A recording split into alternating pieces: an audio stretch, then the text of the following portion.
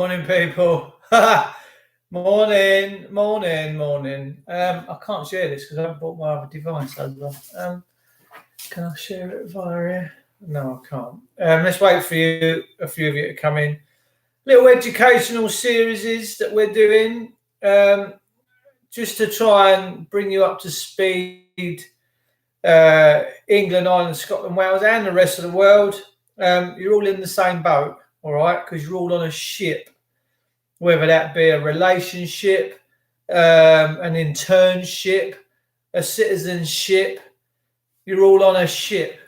And what do we have on ships? Yes, you know, pirates. My inverter's just kicking in. Right. All right, noisy.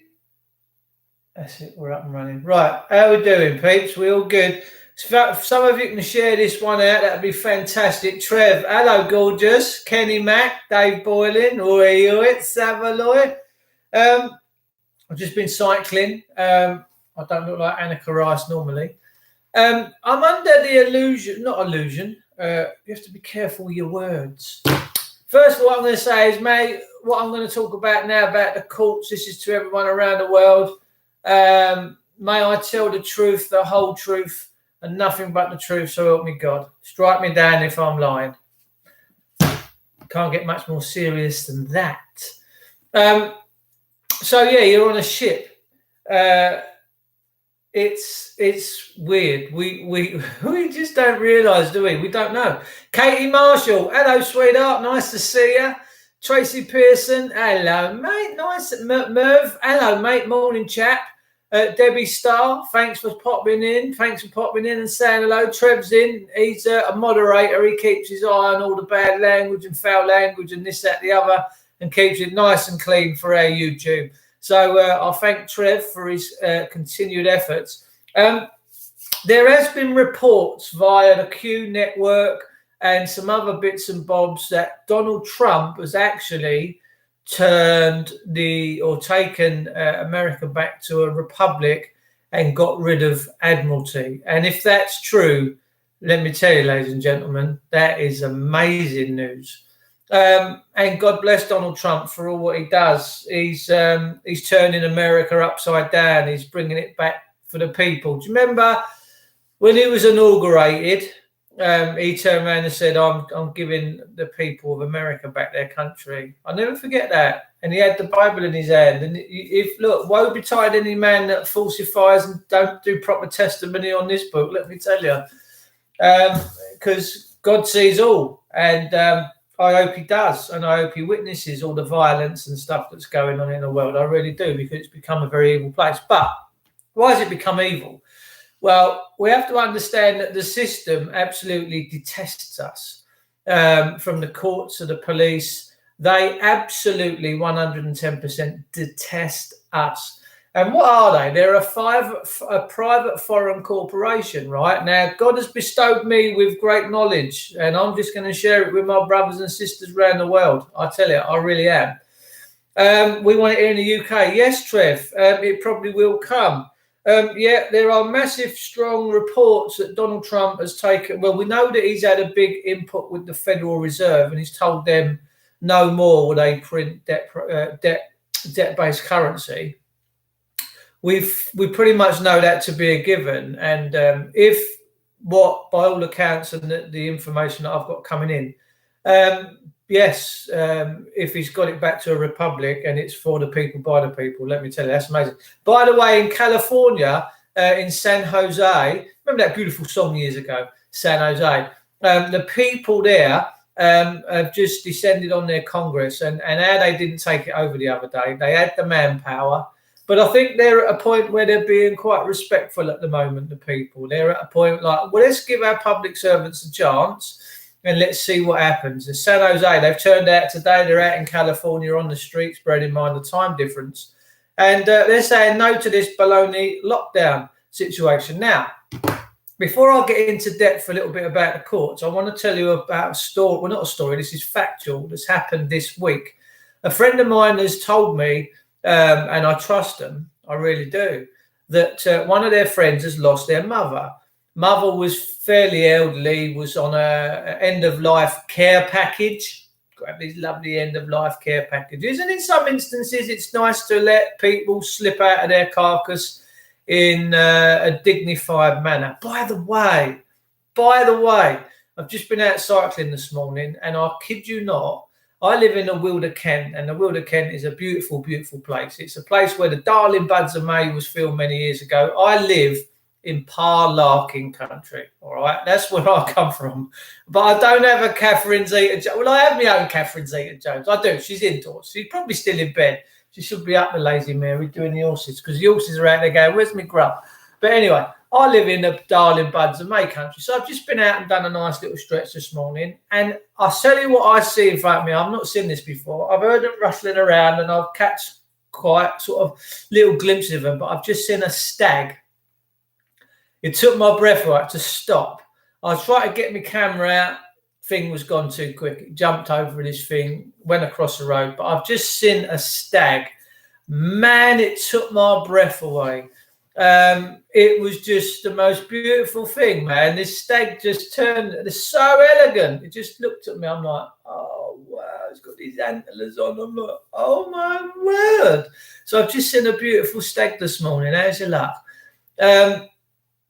I tell you, it's beautiful to be alive right now.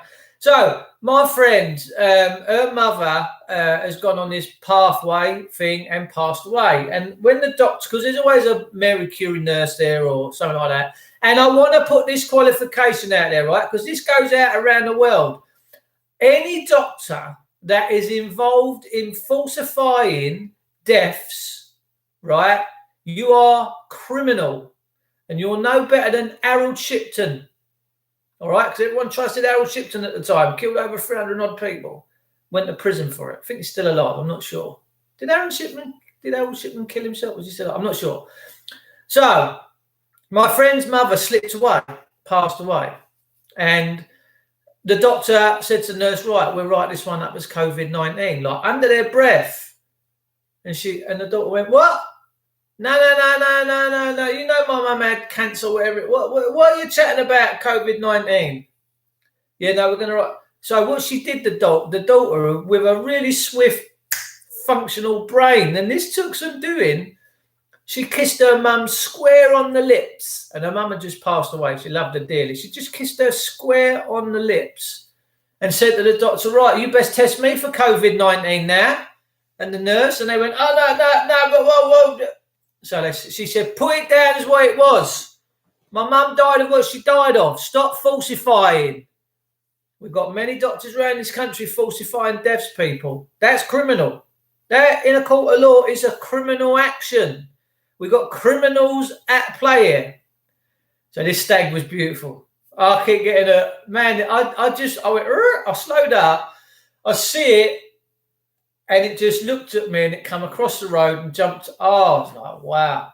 Beautiful, beautiful thing. Beautiful thing. So, yeah, I live in the Wilder Kent. It's a beautiful, beautiful place. We've just been out and done a nice little cycle this morning, hence the high vis. It was quite good, though, didn't it, with that background? So, yeah, what are the courts in this country? Because everyone's on a citizenship, an internship, relationship, or you could even be on a ship yourself. Who knows? I know you could be on the ICs. You could be on the waters right now. And bearing in mind, on the water is a different jurisdiction with regard to this so-called thing called law, whatever that is. I don't really understand because there's too much of it now. You could never understand it. And that's what all this legislation is all about. It's about confusion so that you, normal everyday people, haven't got Scooby-Doo. And you're being dictated to by this superior governing class. Superior. They deem themselves superior people. They think they're the master race. I swear down, these people in government and the courts and the police, they think they're a superior race. And that they have the right to beat us up and do what they like, take our property.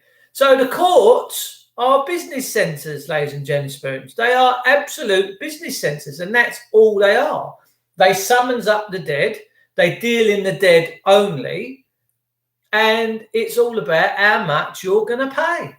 That's all the courts are about, is how much you're going to pay. So What should be the case is when a beautiful group of people come together in a country, in a community, in a village, in whatever, and say, we're going to work for a decency, a standard, and we're going to make sure that no one goes without justice, because justice should be free at point of delivery. That's what justice was all about. And the word justice means just ice. It comes from the old market towns many, many years ago, when two traders or whatever was having a squabble, and they used to settle it in ice. They used to have an official judicator, which would be the judge, someone that said, right, whatever you two tell us, I'm going to make my decision, and based on what I find, I'm going to find either one of you guilty or not guilty, and whoever's going to win this thing. And most of the time they would settle in ice. I bet many of you didn't know that. So that's where the word justice comes from, just ice. Because ice was used back in the day to preserve many, many, many things. Remember, people didn't have freezers and that. Ice was hard to come by. It really was. So that's where you get the word justice from. But they're just business centres. They're just summoning up the dead, and they're robbing us blind. Our roads are in a disgusting state. Our taxpayer. So what you should do is come together. If you've got judges and constables and all that, people of a community or a country come together and say, right, we're doing this with good faith, with clean hands and a good heart. We're going to say we're going to put a tenth of our wages, our tithings in each week to live in a beautiful, beautiful thing. We don't live in a beautiful, beautiful thing. And if you think we live in a beautiful thing right now, you're stir crazy. You can't be on the right planet, because some of the evil things that these monkeys are getting up to is beyond evil, beyond evil. So anyone that's adjudicating for justice, your Royal Courts of Justice should be free. You shouldn't have to pay a fee. You shouldn't have security guards going in through the front door. They're your buildings. And this is what the Californians are all now up in arms about. Mate, they turned out in the last few days in a California court, and I imagine that courthouse now is like going, whoa. I think it was like some municipal building, whatever, and they got their little occult thing set up in the middle, and they're all acting, like the master race do. And the people were going in there, let us in. And there was hundreds and hundreds and hundreds of people. This is too big now to ignore. If anyone calls you a conspiracy theorist and that, you know what? You've actually got the majority on your side now. The majority of the world are now thinking, yeah, we're in trouble, man. We need to be paying attention right now. And they're looking to all these other outlets and avenues to get on with their lives. So this is becoming quite fashionable, and it's a good thing. Phil the Stag, Highlander, mate, I tell you, this stag was amazing. Nice to see you, Craig. Thanks for tuning in. Amazing. They're big, 2 into... Oh, mate, they're close up. I suppose I was about 16 foot from this thing. Maybe 20. Who knows? Donna Proctor, hi, mate. Hope you're good. Hello, John. Nice to see you, John. Give you a big salute there. Express is reporting Boris is being taken to court because of lockdowns unlawful. Yeah, there's a businessman. I can't think his name. Is Paul something or other. Look, listen. Nothing this government does is illegal, because they create legality. They're the ones that mastermind this stuff. They can be unlawful, because unlawful is this book. That's what that's all about. If you act unlawfully, it's pretty much biblical law, right? Because that's what the so-called common law and natural law and all that is based on. And it is superior, trust me, it really is. If you invoke the good book and that you're a man of righteousness and stuff, then you'll see how effective is Article 61, Dave. Right, so what you've got in this country is a situation now where I've just seen one this morning, a stag. Now, a stag has got horns, and a stag can defend itself. That's its weapon. But if I was to cut that stag's horns off, it's defensiveless. All it can do is run. And that's pretty much what we do now. We just run from things. We don't hit them head on. Now, we've got a group of people in this country now that have become weaponized. And they impose their law by weaponized means, because civil law always had to be dealt with civilly. There was never any violence or force allowed. But that's changed. We have a group of people in this country now that send out their boys and girls with weapons of wars, and I will concur that most of them are pussies, because they go off with stress-related instances. Can you imagine anyone in the German SS going off with stress-related instances? I don't think so. They fight to the death. But our lot that we've got in uniform now that are beating people are absolute cowards. They're absolute Cowards, and they're doing it for 30 grand a year. It don't make sense to me why you would go out and beat people up, murder people in cells, cause their tendons to be cut on their wrists when your cuffs are too tight for 30 grand a year. It's beyond me. It is absolutely beyond me. I can't let my brain think about how crazy and narcissistic these people have become. Now, the point I'm getting to, there can be no law when force is involved. Right, when a copper comes round your house and he stands by with a weapon on his hip and he's going to cuff you and mace you while a bailiff takes your kids, your cars, whatever, law's out the window. No law can prevail when force is involved. That's a maxim. So when these boys are coming round and saying, well, we want your kid, no, and they've got men with machine guns or handguns and they hold you and they take your kids away, and these men have got more weapons on them than Arnold Schwarzenegger in Terminator, law's out the window. So all your Article 61s and stuff, complete waste of time, because you've got this now, it's pointed at a barrel of a gun. And when someone's at the barrel of a gun, pretty much do anything, right? So we are in a situation now where we're like the stag. We've had our horns cut off. This nation state, whatever it is you want to call it, has disarmed all the people of this country. And now we are the gazelles running from the lions, and gazelles have horns to protect themselves, but they've even cut our horns off. You're not allowed to own firearms and stuff like that if you do it legally. But if you come into the good book, God's law says you have the natural right to defend yourself. And you do. You absolutely have the natural God-given right to defend yourself, because God gave you your life, not government. So illegalities, legalities, remember, what the German Fourth Reich did, or the Third Reich, we've got the Fourth Reich right now, what they did to everything with their, and there's a film called, I think it's Schindler's List. It's one of these films that portrays history with the end of the German Empire, when Hitler was getting it and they were being invaded. There was these massive buildings with their departments, with all their paperwork in it, with all what they've been doing legally, right? And what did they try and do before the Allies got there? They tried to destroy it all. They tried to burn it. They were setting fires. Well, and there was this guy with little round glasses, and he was panicking because he thought, crikey, the Allies are around the corner and we're going to get caught red-handed with all this paperwork of what we've been doing to the people legally. They tried to burn it. But they got rid of half it. They were throwing it out the windows. They were burning it in the courtyards. I don't know what the film is. I think it was Schindler's List. And Schindler's List should be a fantastic reminder to, if you've ever watched it, it's a proper emotional film. And it brings you to tears. It's just disgraceful. But we're in a situation now where I'll never forget a point in Schindler's List where this little kiddie was going through this concentration camp, and he escaped, and he was running around in a little nappy or whatever, and they let this German shepherd loose. And you didn't see it, but you just knew what would happen, and it haunted me. Well, we have now where the old Bill used attack dogs on us, and they rip us to pieces, and that ain't no different from the Third Reich, is it? You tell me that's normal. Is that normal behaviour for a decent, standing upright people? I don't think so. So the point of this video is, what are the courts? The courts are business centres. That's all they are. What are the judges? They're bankers. And the banks are what you've got to deal with. If you ever want to get this country to a level, you need to make sure that the banking system no longer uses you as chattel, and that they go back to gold and silver or derivatives or whatever it is they want to do. But the currency is attached to you. You back up the currency, your energy, your life. That's why they deem to own us. So the banks are the problem, not the courts, not the police. Because the banks own the courts. The banks own the police. They own the freaking lot. And whoever said, it was Ashmiel Rothschild said, give me the ability to control a country's currency. And I don't care who makes the laws, because I'm going to smash them. And he's right. So everything you've got coming at you now in your life, it's not criminal. Everywhere I go, people say, oh, you shouldn't stand too close to them. And they've said it's breaking the law. Well, how far do we let this legislation go?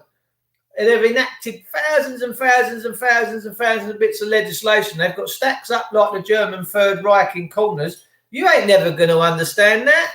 And the only law that you come under is this law. That's it. There is no other story. It's so simple, this remedy. But the courts are just business centres, because it's about how much you're going to pay, what your punishment will be financially. When they put you into prison, they charge you. They're charging up the account. It's all financial. And when every day, I'll give you, for instance, we got a woman out of prison quite a few years ago for council tax, and she'd been in there a little while. And when my friends who was doing these writs of habeas corpus, etc., phoned the prison and said, how long's she in for? They said, well, she's in for another 3-4 months, whatever it was. They said, well, how have you come to that calculation of the days? They said, well, her council tax bill was something like 3,600 quid, and we're reducing it by £70 a day. So every day she's in prison, she's paying back the 70 odd quid until it made up the 3,600 quid. They went, that ain't right. You can't do that. So anyway, a writ of habeas corpus was done, and she was released from prison and never been back. But that's all you are. When you're in prison, every day you're in prison, they're making money, they're making money, they're making money. It is satanical, people. They're a private foreign corporation set up base on this soil, and we've got to bring them to an end. And how do we bring them to that end? We don't go up with them with guns and violence. That's their gig. We have to be as wise as serpents and gentle as doves. We have to be really wise. We have to be very focused. And we have to let them, no. All you own and control is a piece of paper. That's all they own and control. They don't own you. But if you lend your energy and think that you are that piece of paper, some people in this country will fight you to the death because you tell them that they're not Mr. Smith, that they're actually just John or Paul. They're fighting to the death because the truth is simple. No, I am Mr. Well, you take the hits that Mr. Tartar's bringing. When the Mr. is a state-created fiction. It's not real. But people can't see it, and they won't see it because in their ignorance, they won't and can't be bothered to research. And the difference between me and someone else that don't know what we're talking about is the fact that I've researched and understood how this planet works and how this all works. That's all. Because I paid attention and made it my interest to find out what's driving the police, what's driving the courts. It's money. It's business. It's like ringing up your local call centre and saying, oh, I'm overdrawn. Yeah. That's all you're getting with a bank manager, and that's all you're getting with a judge. The judge is in there. The judge has got to be paid regardless. You can pay the man. You can use promissory notes and all sorts. There's massive ways. There's loads of financial instruments, negotiable instruments you can use. But the judge is only there to get paid, and he don't care who's paying him, but someone's paying him. It's sick. It's satanical. Whereas he should just, if he's dipping his hands into this so-called public purse, he's getting paid anyway. He's living the life of Riley. He's taken that position of trust. So they're double dipping. They're double dipping, all these judges. They're in there, oh no, you must pay us for justice. What the fuck's that all about? Excuse my French. Paying for justice. Justice is free at the point of delivery. That's what our laws and our customs are based on. And if that's not the case, get out of town. Do away with them. Get rid of these dodgy judges, corrupt politicians. Make them come back to the light, people. Make them come back to the light. And only you can do that. How do you do that? You deny them a lifeline. It's very simple. You don't fight them with guns and bullets. You don't need to. You just say, no, I ain't paying your silly phony things no more. And when they come at you, say, look, you're harming the soul and the spirit here, ladies and gentlemen. You got to go. And they do. They will relent. They're not allowed to harm a soul or a spirit. Merv says, I feel for people stuck on their own note. Oh, it's been terrible. I've just seen a mate in my village. We play a lot of golf together. He's out walking his dog and he's looking at an estate agent. And I pulled out. I went, you can't afford that. And he turned around and went, yeah, you're about right. He said, I've had my bike out lately, blah, blah, blah, blah, blah. And he said to me, he said, I think this is a con, all this coronavirus. He said, I don't know anyone that's got it. I went, don't start me off. I'm out on the cycle. I ain't got time. But he said, he's got a mate in London. He said, all he's done for the last so many weeks. See, government's not the problem. We're the problem because we do what they tell us. If they said go down the end of the jetty in Gravesend and jump off the edge on Boris Johnson's orders, the majority of this country would probably do it because they've forgotten how to think for themselves. They've forgotten how to think for themselves But he said his mate in London, he said he gets out, he goes down to his Tesco Express, grabs a few bits and bobs. He said, and he goes home. He's been indoors. He said he can't go out. At least I'm out in the Wilder Kent, mate. I'll get out and about and do what I like. I'm not bothered. And then my mate popped down the other day to drop a Kango back. I lent him a Kango to put some fencing in. He had some concrete bits in the ground. He wanted to dig them out, put some new bits in. So I lent him my big Kango hammer. And he dropped it back down. He got the kids in the car and his missus said, we had to get out of the house. So we drive, we're going stir crazy out there, going stir. He got a massive big 4-bed, 5-bedroom house, massive. He said, I see a couple of cop cars on the way down. And I said, right, so how did that make you feel when you went past them or you see them in the distance? I said, do you get that little narky feeling in you? And you get a little bit ventilated when you're breathing and your legs, you get that little tingle in the back of your legs. He went, yeah. And my mate's Bill, I mean, he's solid. He's a big man. And I said, you don't have to say anymore. He said, well, what do you mean? I said, your reaction to that should be enough to tell you that you're in tyranny and you're in fear of these people. Where in fact, anyone that works in that position of trust should never be able to instill fear into anyone. When you see a copper, you should feel elated that that man is there to protect your life, property and liberty. But we don't have that no more because government own them. Government own and control the police. They're their private standing army. That's all they are. And they work for the courts. They come around and beat you up. They rob you of your kid. And they go home at night and sleep. They're treasonous people. They're treasonous, dirty rats. Because they're picking on the sovereign people of this country. Would you know what? We ain't standing for it no more. We're not standing for it no more. You're going to see some big things happen in the next few weeks, people, and you're going to see big things happen in the next month or two. The people of this country are going to rise because they've had enough now. You can feel it out there. You can feel it in the world. But I wanted to pop me this morning. I'm going to go and have a nice cup of Charlie now, cup of tea before you all get excited.